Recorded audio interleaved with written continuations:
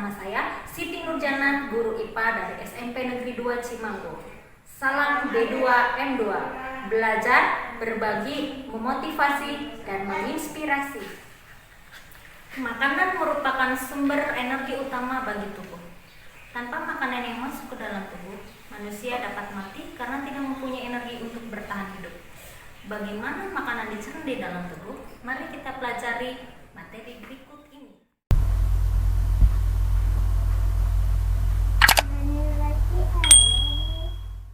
Sistem pencernaan manusia. Sistem pencernaan makanan pada manusia merupakan sistem organ dalam manusia yang berfungsi untuk menerima makanan, mencernanya menjadi zat-zat gizi dan energi, menyerap zat-zat gizi ke dalam aliran darah, serta membuang bagian makanan yang tidak dapat dicerna atau merupakan sisa proses tersebut dari tubuh. Proses pencernaan dibedakan menjadi dua, yaitu pencernaan mekanik dan pencernaan kimiawi. Pencernaan mekanik merupakan proses perubahan molekul makanan yang besar menjadi kecil, misalnya penghancuran makanan dengan gigi atau dengan otot lambung. Pencernaan kimiawi merupakan proses perubahan molekul-molekul bahan organik yang ada dalam bahan makanan dari bentuk yang kompleks menjadi molekul yang lebih sederhana dengan bantuan enzim. Organ pencernaan terdiri dari mulut, kerongkongan, lambung, usus halus, usus besar, rektum, dan anus. Adapun organ tambahan pencernaan yaitu di mulut terdapat gigi, lidah, dan kelenjar ludah. Kemudian hati, kantung empedu, dan pankreas.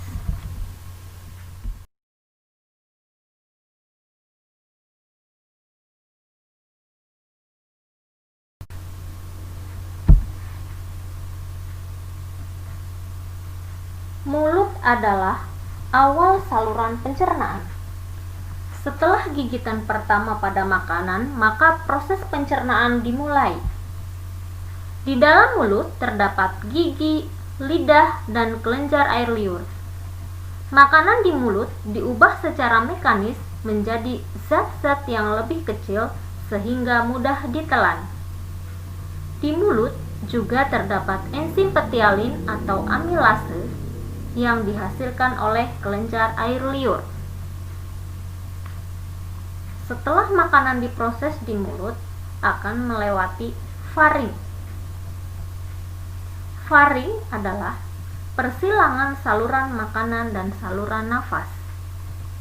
Epiglotis berperan sebagai pengatur kedua saluran tersebut. Pada saat makanan ditelan, saluran udara ditutup epiglotis, dan sebaliknya saat sedang menghirup napas. Setelah melewati faring, makanan masuk ke rongkongan atau esofagus. Kerongkongan merupakan saluran panjang berotot yang menghubungkan rongga mulut dan lambung. Pada batas kerongkongan dan lambung terdapat sphincter esophageal. Sphincter esophageal ini berfungsi agar makanan yang sudah masuk ke dalam lambung tidak kembali ke esofagus. Dari kerongkongan, makanan masuk ke lambung. Di lambung makanan ditampung, disimpan, dan dicampur asam lambung, lendir, dan pepsin. Glukosa lambung tampak mengandung kelenjar pencernaan. Kelenjar pada bagian pilorika dan kardiaka menghasilkan lendir. Kelenjar pada fundus terdapat sel parietal yang menghasilkan HCl dan pepsinogen. Proses pencernaan di lambung meliputi pencernaan protein, sedikit lemak, dan karbohidrat. Setelah melewati lambung, makanan menjadi bentuk bubur makanan. Dari lambung, makanan akan masuk ke dalam usus halus atau intestinum. Usus halus terdiri dari duodenum, yeyunum, dan ileum. Duodenum adalah bagian dari usus halus yang terletak setelah lambung dan menghubungkannya ke usus kosong atau yeyunum dengan panjang 25-38 cm. Bagian usus 12 jari merupakan bagian terpendek dari usus halus, dimulai dari bulbo duodenale dan berakhir di ligamentum teres. Usus 12 jari bertanggung jawab untuk menyalurkan makanan ke usus halus secara histologis. Terdapat kelenjar Brunner yang menghasilkan lendir. Dinding usus 12 jari tersusun atas lapisan-lapisan sel yang sangat tipis dan membentuk mukosa otot. Di dalam usus 12 jari dihasilkan enzim dari dinding usus. Enzim tersebut diperlukan untuk mencerna makanan secara kimiawi. Yang kedua, usus kosong atau yeyunum. Usus kosong adalah bagian kedua dari usus halus yang berada di antara usus 12 jari dan usus penyerapan atau ileum. Panjang usus kosong pada manusia dewasa berkisar 1-2 meter. Usus kosong dan usus penyerapan digantungkan dalam tubuh dengan mesenterium. Usus halus merupakan hampir 90% proses penyerapan nutrisi dari makanan yang dicerna. Makanan yang telah dipecah di dalam usus 12 jari akan dipecah lagi menjadi partikel-partikel yang lebih kecil sehingga mudah diserap oleh tubuh. Di bagian yeyunum, makanan akan mengalami proses pencernaan secara kimiawi dengan bantuan enzim-enzim yang dihasilkan oleh usus halus.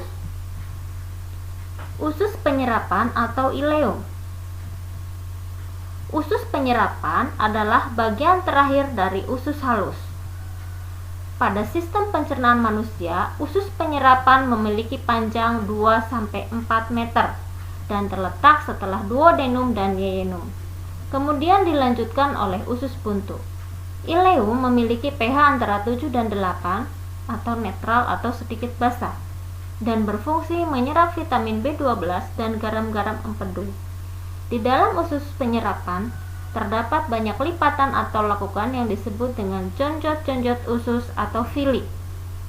Villi berfungsi memperluas permukaan penyerapan sehingga makanan dapat terserap sempurna.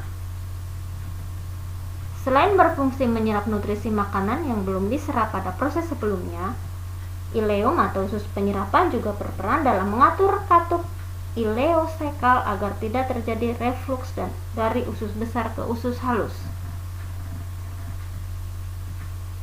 Setelah itu makanan akan masuk ke dalam usus besar. Usus besar memiliki ukuran yang lebih besar dibandingkan dengan usus kecil. Tetapi usus besar lebih pendek. Panjang usus besar sekitar 1,8 meter. Usus besar berfungsi untuk menyerap air, menyerap vitamin, mengurangi keasaman dan melindungi tubuh dari infeksi serta memproduksi antibodi. Setelah itu masuk ke rektum.